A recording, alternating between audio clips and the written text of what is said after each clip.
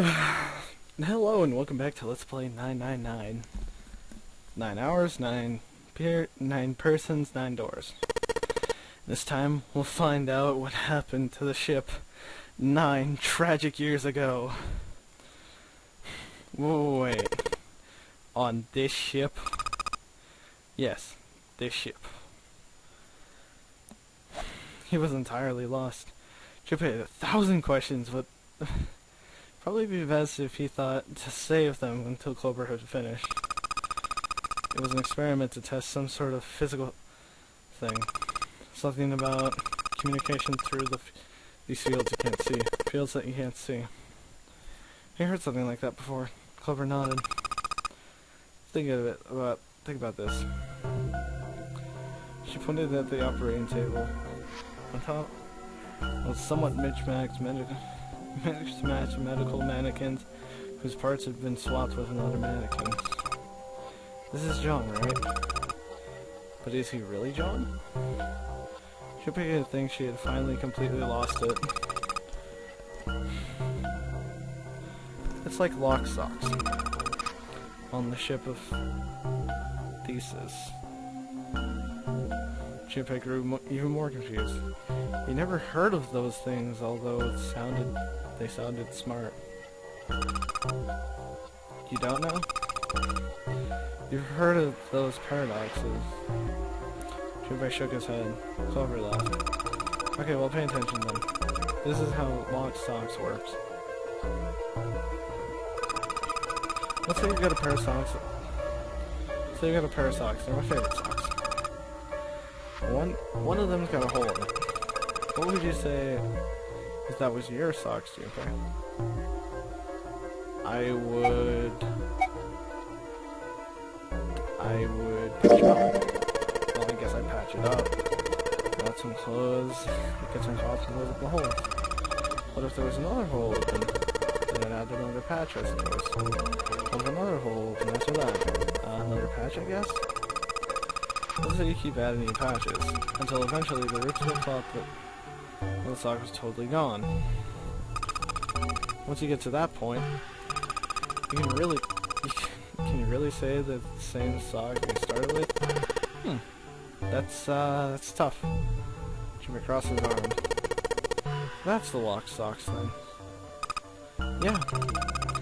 The ship's thesis is the lock bad. The ship of Thesis. If you keep fixing the damaged part, the ship eventually ends up with none of the parts it started with.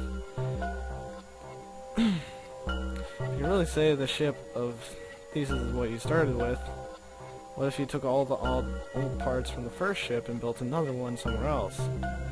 The ship, which is the real ship of Thesis.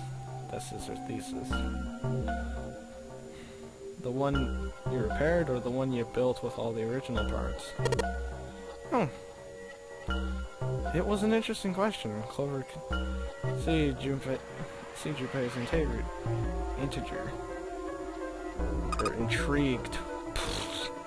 Derp derp. I've used that word like so many times in my own goddamn talking.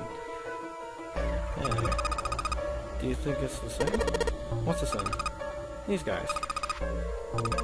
Is this John, or is it Lucy now? Junpei looks at the operating table again. The mannequin full of body parts was from a different body. However, Clover had been right. It's just like the lock socks and ship of Thesis. All the parts of the body hold their identity. That holds is the identity of the head. Of course, for many hundred years, the conventional wisdom would man's identity reside in the heart of any number of internal organs.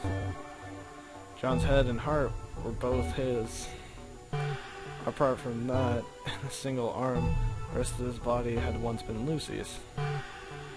Was that mannequin really John? We're just like these mannequins. She looks at Junpei again. Think about it. The cells in her body change every day. Old ones die and new ones are born.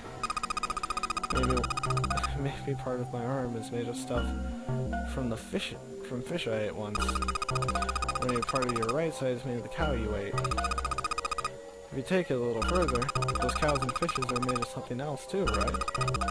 That's how we're all connected. These fields that can't be seen with the naked eye. Silence was broken by 7. Hey! What the hell are you two taking? What the hell is taking you two so long? 7 had appeared. 7's head appeared at the doorway. He wasn't not happy. How long are you gonna make me wait? Hey! We don't have time to screw around. Junpei and Clover looked at each other. Clover looked at Junpei as if there was more she wanted to tell him. She shook her head. Whatever she had to tell him, she didn't want to tell him in front of 7. It seems 7 seemed to catch on. What were you two doing? Was this some sort of secret meeting? No, it wasn't. We were just playing with the mannequins. Huh? Let's go, Junpei. Moving a little bit too fast for an entirely innocent, Clover headed towards the exit. 7 stared after her, then turned to Junpei with an amused expression. Playing with the mannequins, huh? Didn't know you were into those kinds of things, Junpei. You're a dick. Hey, Ted, I think I found a game that perfectly explains you. You're a dick. Junpei dashed past him and traced Clover's path out the door. You're a dick. That's what I say to Ted all the time. With a short laugh, 7 followed. They stood looking at the door. Junpei took the Jupiter key and plop diddly plop. I'm gonna open now. Is that cool? You don't need to keep asking. Just do it, alright? Fine. He slid the key into the keyhole and turned it. He felt it unlock.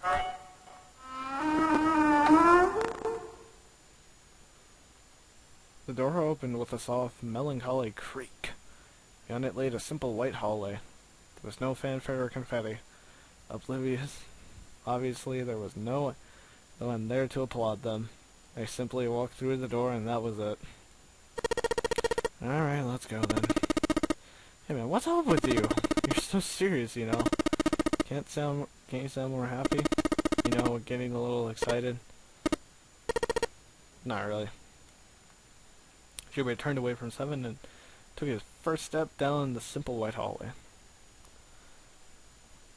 My brother might be dead. I'm going to be next. Clover helped. I told him a few minutes ago, before that her brother might possibly be dead, and she's likely to follow. How could he pretend to be happy after hearing something like that? Boom! Level complete! Alright, now on to the next part. Oh my god. They left the operating room. The hallway took them around several corners and past several doors that were all locked. Until at last, the final door was at the hidden corner of the hallway. Uber grabbed the handle, he made a push, and the voice stopped them. The voice came from behind them and belonged to neither 7 nor Clover. Junpei! He spun around. He saw someone rush towards them from the other end of the hallway. There were 3 people coming towards Junpei and his fellow companion, Santa, Lotus, and June. They pulled up shorts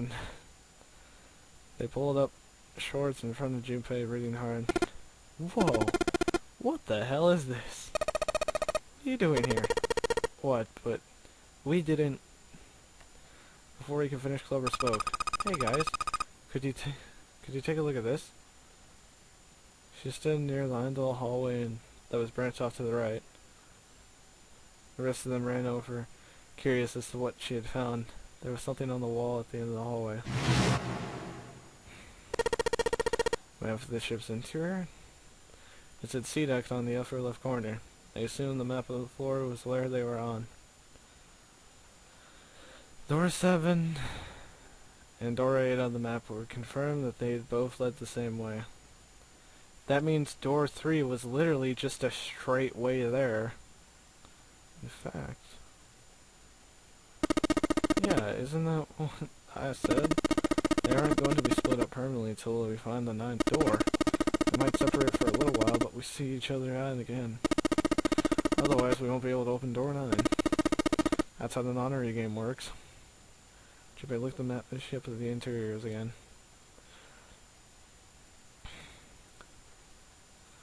But then that would also mean door 3 goes this way, which you should be seeing right now, and why there was no actual thing on the door there. As he looked more closely, his surprise and excitement gave way to weariness. Moment by one, they saw what he had seen. They moved as one for the door. He pulled the map of the ship interior off the wall and put it in his pocket and followed the others. The 6 of them stood in front of a door, array of a semicircle. Santa stepped forward. He took hold of the door and spoke without looking back at the other 5. Ready? Gonna open it. Slowly, all 5 of them nodded with silent assent. With a deep breath, Santa threw the door open and...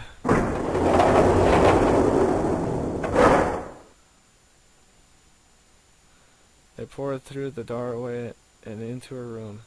Even without looking, each one of them knew where they were. Just so they would be. The same room they had not been in a very long time.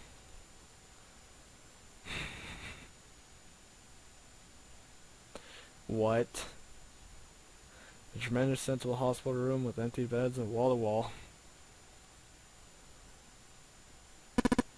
I see. I believe I understand what you're saying. 6 of you split into 2 teams and went through doors 7 and 8. You solved the puzzle in the operation room and laboratory. They met one another in the hallway after opening their respective locked doors. Ace looked at another night after waking. He was just woken up, his brain was working well as ever. They managed to grasp, summarize, and understand each team's report. At any rate, I feel a bit silly for my little show of... Wait, altering. I'm sure you'll be back for me. I didn't hope you'd come back, but I confess you'll be back so soon. He shook his head with a rueful smile. We saw each other again and we ain't dead, so that's good enough. Someone smiled. Anyways, I say we got out of this creepy old place. We found a key we need. The key? Ain't that what I said? We found the Jupiter key. We found it in the operating room. Right, Junpei? Junpei nodded. Ah, the solar system. Actually, we found one in the laboratory too. Here's the Earth key. It was dug into a still warm key with an Earth symbol on it. I might lose it, so it's probably better if you hold on to it. That way it won't be my fault if it gets lost. Like that, she passed it to Junpei's hand. I felt slightly less than honored. As a group now had 3 keys that not been used. Jupiter key, which had been fallen from the operating room. The Saturn key, the Saturn card, which had been found in the kitchen. And the Earth key, which Lotus had handed to Junpei. Junpei tucked the new key into his pocket. Junpei spoke up. Or Jin spoke up. The Jupiter key is supposed to be the one for the end of the long hallway, straight hallway, right? Yeah.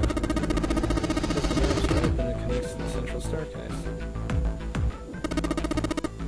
And next to the stairs, wait. They were the first words no one everyone heard quite some time. Their faces suggested they weren't going to be very happy words. What about door 3? Look. You saw the map, right? This is the same as 7 and 8. They just lead us back into the same big hospital room. There's no point in seeing what's on the side. There's a point. At least there is for me. There were tears in her eyes, but someone glared as hard as he could. Just the same. She looked very much frightened and like a puppy. There wasn't a man alive who could resist those. Someone looked at everywhere in the room, except that Clover muttering and coughing apologies under his breath. Yeah, you're right, I'm sorry. Snake might be on the other side of 3. Clover nodded once. This is the person speaking with theirs. Very well. I'll be coming with you then. I've had a nice long rest. I think it's fun. We'll go up and about again. So 7, you'll help me, won't you? Huh? Me? Trey did the calculations quick in his head. Oh, so 1 equals 3. There we go. Looks like 7. 7 was doing it, then 2. Last he gave up. And, well, I guess that's how it's gonna be. I'm moving you on. Yes, you are. Alright, let's get moving. So we decided that Clover, Ace, and 7 would discover what lay in door number 3. Alright, we're heading out. Be careful. Whoa, didn't think I'd be hearing that from you, Lotus. Don't let it get to your head. I'd be in trouble if you 3 brought the rest of us. The truth comes out. 7 nodded as if the answer made much sense. Pulled on the lever.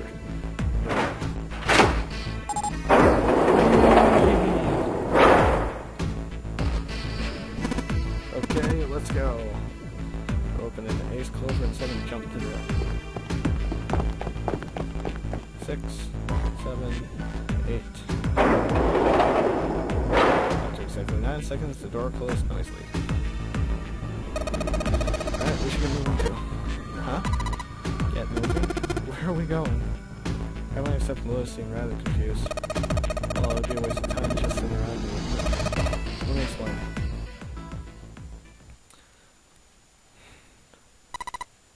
I get it. We're gonna see if we can get any more agency with the Jupiter key. Yes, if we're lucky, we might find Snake. They were at the end of the hallway and lined up in individual room in the hospital one. Jupiter symbol engraved on the keyhole. Alright, Jupiter, open it if you please. Yeah, hold on. Yeah, onto it. Jupiter pulled the Jupiter key out of his pocket and slid it into the keyhole. He twisted. What a nice, simple click that... What a nice, sharp click. The door fell unlocked. Alright, ready, guys? Jupiter's companions nodded. He nodded back and slowly and quietly opened the door.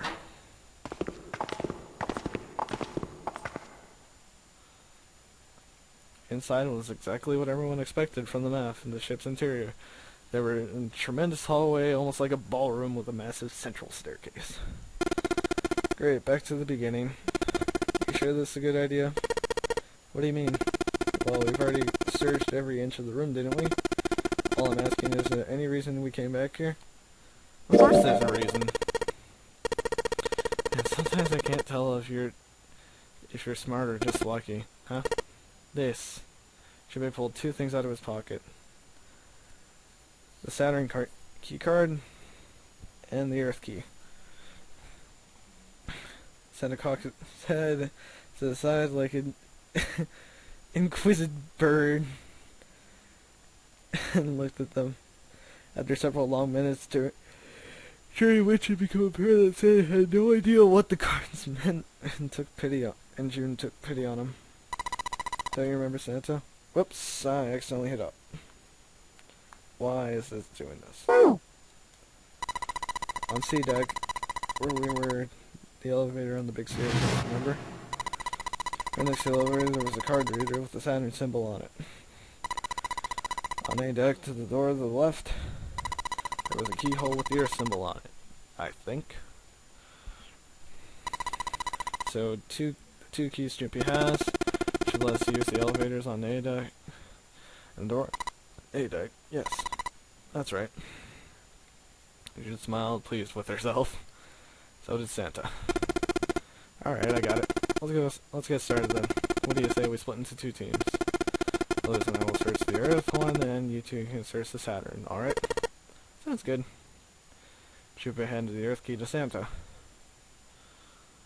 They decided that their intel search should be brief and only 10 minutes. They would meet back near the staircase once they were done.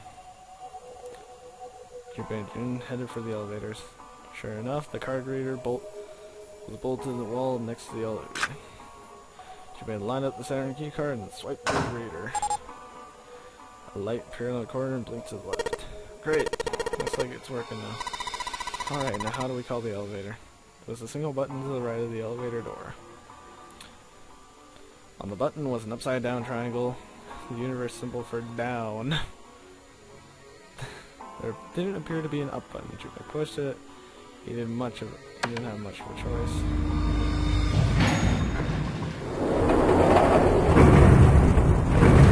That just looks creepy as all hell. It opened. Look, Junpei.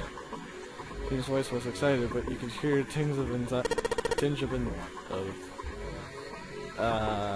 whatever. Sweet, it opened. Let's get going. He grinned at June and stepped towards the door. As he was about to set foot in the door, he felt his arm off. Oh, wait, what? I'm not really, oh gosh. Junpei was at something of a loss. What could she possibly be so frightened of? June was probably afraid of being locked up alone with the boy. They could only go down. She was afraid because the elevator only had button down pointed. James, of course, the elevator couldn't go any higher than the floor they were on. As he thought, Junpei realized that he hadn't seen the elevators on A or B deck near the central staircase, which would mean the elevator could conveniently go to the lower deck. The floor on which on D deck should completely be submerged. That meant... Hey, wait a minute. The elevator came up from somewhere underneath us, right? Well, yeah, I guess it did. It didn't open right after you pressed the button. There was a noise and then it opened. Yeah, exactly. Yeah. Take a look inside. Junpei jerked his head towards the interior of the elevator. It's not what at all, is it? The walls on the floor are totally gone. Oh, you're right, they are. She found the elevator slightly embarrassed. Well, let's test it. Test it? Yeah, watch this. Junpei put one foot in the elevator and bent around the corner until you could see the floor button. There were only two, E and C. He pushed the E and jumped out of the elevator. The door slid shut and you heard the grinding of the motor as the elevator car moved down.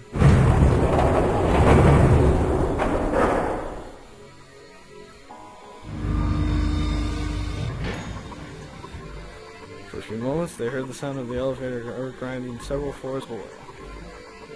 Junpei nodded and June pressed the button on the elevator again. A few minutes later, the elevator returned. I didn't say that. Animation just doesn't go. It's really flashy. The door slid open and June impacts. And as Junpei had expected, there was no water to be found. See? Junpei couldn't resist puffing out his chest, being just a little bit. June, however, was still confused. What does that mean? How could D-Deck be safe if D-Deck is full of water? Well, here's what I think. Elevator shaft at E-Deck must be watertight and separate from wherever the ship's been punctured. Here, let me show you. He pulled out a notebook and a pen and started... Wait, where'd he get a notebook? And a pen? He sketched out a life illustration. See? The ship. So that's why the ship has sunk. The shape of E is probably what's keeping it from filling with water. So that's what's going on. Junpei continued talking as he closed the notebook and slipped it back into his pocket. Oh, I know where we got the notebook. Okay, there we go. Because one of the first things we got was a notebook, calculator, a folder thing, and a pen. You stay here, alright? But come on, just do it, alright? June's folder is you gave June's folder reappearing. squeeze, and then hopped into the elevator. Pushed the E-button door, and it began to close. June looked worried at him, her eyes darting back and forth as she was trying to make a decision, but when suddenly, I'm coming with you, huh? At the last possible moment, June dashed forward and turned sideways, just in time to slip through the gap between the closing doors. Junpei slammed his finger against the open door button, but it was too late. The door had shut, and June and Junpei were in the elevator, heading down to the deck.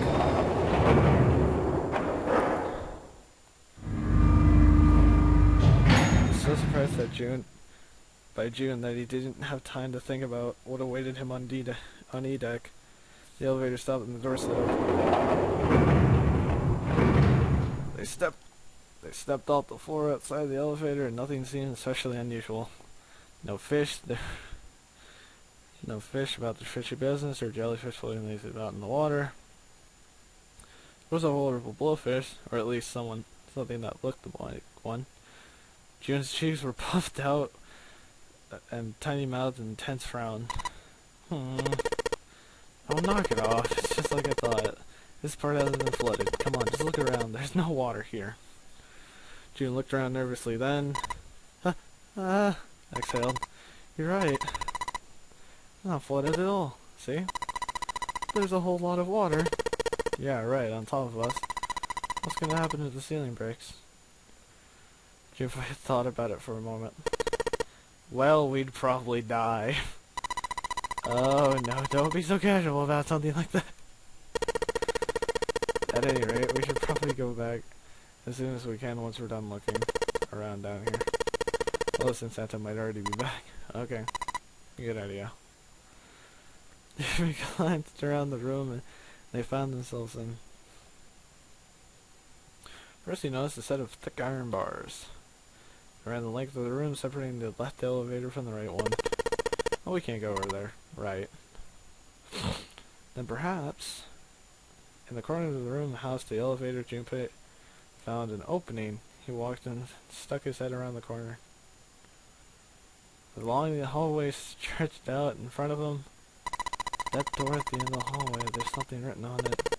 Let's go have a look. Junpei and June set off down the hallway in a brisk clip, run jagged jog. Before long, they found themselves in front of a door. On the number was written in bright red paint, 6. I knew it. This is a numbered door. That indeed, there was a red bolted on the wall to the right next to the door. Of course, with 2 people, there wasn't much they could do with it. Alright, let's head back. Yes. I'm itchy. Whoa, holy crap, is it really 5 in the morning? Is it really bright outside? Oh my god, I totally didn't even know it's so bright outside. Let's pull an all-nighter, guys. Whoa! Let's play a whole bunch of 999, because this game is incredible. On the way back to the deck, Junpei noticed the map on the wall. Turns out it was burnt, the map of the interior of E deck.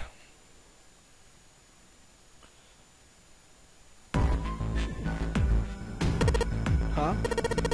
So you guys found door 1? And I met back up with Santa and Lotus, who had explained what they'd found. Apparently, there was another number door on A deck. It's just like the one on E deck. Found that door of the earth key they open. According to Santa and Lotus, there was one door. And all they told us they had discovered 2 doors. They had discovered 2 new doors. The 6th door and the 1 door. That's interesting. E deck wasn't flooded. Lotus was quiet for a minute and lost in thought. We don't really know all of E deck is really safe. Check the area around the elevator. Even so, it's still very interesting. You said the 6th was on the door, right? Yes. That means Zero planned it all, even if it was sinking. That would mean there was something pretty serious remodeling the ship's interior. pretty mind-blowing when you think about it. Yeah. Wonder how long it took. I can't even imagine how this must have gone. It would have been a ton, that's for sure.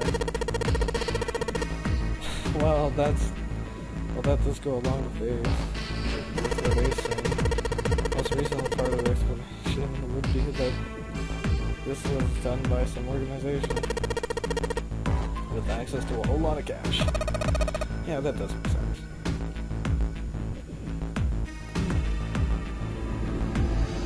Oh, we can all go quiet for a moment. She bit her lip and lowered aside softly to herself. Santa cracked his stiff neck and started off his distance or nothing. I don't think it's a very good idea to stay here. Jane looked at Junpei with large, peddling eyes, pleasing eyes. Yeah, you're right. Mason's team might be back already. Oh, Junpei. I should be able to open door 1. Huh? You're leaving me behind? Yep. Just kidding. Alright, let's go. Well, his words were almost neat. They needed. Back to the large hospital room they went.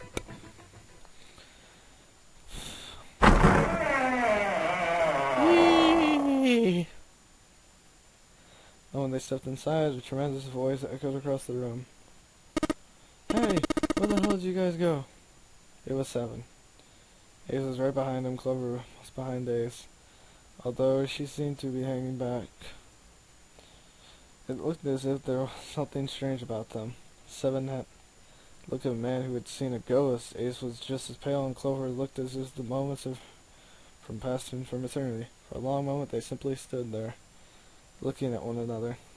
Then Junpei looked around nervously and looked for someone else to speak. No one did. He looked at 7. What happened? What kind of question is that? 7 was trying very hard to be angry, but something had shaken him hard. His shoulders were trembling, his voice was strained. Snake is... 7 couldn't finish. He looked away, his face twisted by Junpei. Wasn't sure what. Instead, Ace spoke. He took a deep breath, closed his eyes, and spoke. Snake is dead.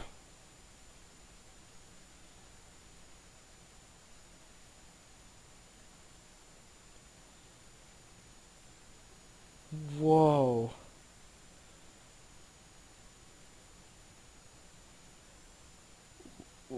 What? No way. No. Wow. Okay, game, you depress me. You really are depressing me. So, I will see you all next time on Let's Play 999. I need to seriously go and take a really good trip down some sort of lane that isn't all unhappy and sad-like, and oh god, it feels like I'm gonna cry. Oh my god, that was such a... I honestly thought he would have been in the main hallway if Zero let him through or something, but how the hell did he get in the door? But I just don't want to see it right now. I'm not ready to see Clover breaking down in tears. She's like my favorite character right now. And just... Oh my god, that was... I can't say anything about it. It's just that was really depressing. Oh my god. Zero Escape, why? Axis, why? Why kill off Snake? Clover's gonna die then, and Clover's my favorite character. Ah, god damn it. Oh, that's really heartbreaking to hear. Oh god, he was gonna be one of the people I was gonna keep alive. Ah. Great, now I have to pick either Santa or Lotus, and I don't like either of them. Well, I do like Santa a bit, because he is sort of like a sprawling douchebag, but is a huge monument to my goddamn self. Oh my god. Okay, stopping myself here for a while. I can't take this sort of sadness. I'll see you all next time on Let's Play 999. Oh my god.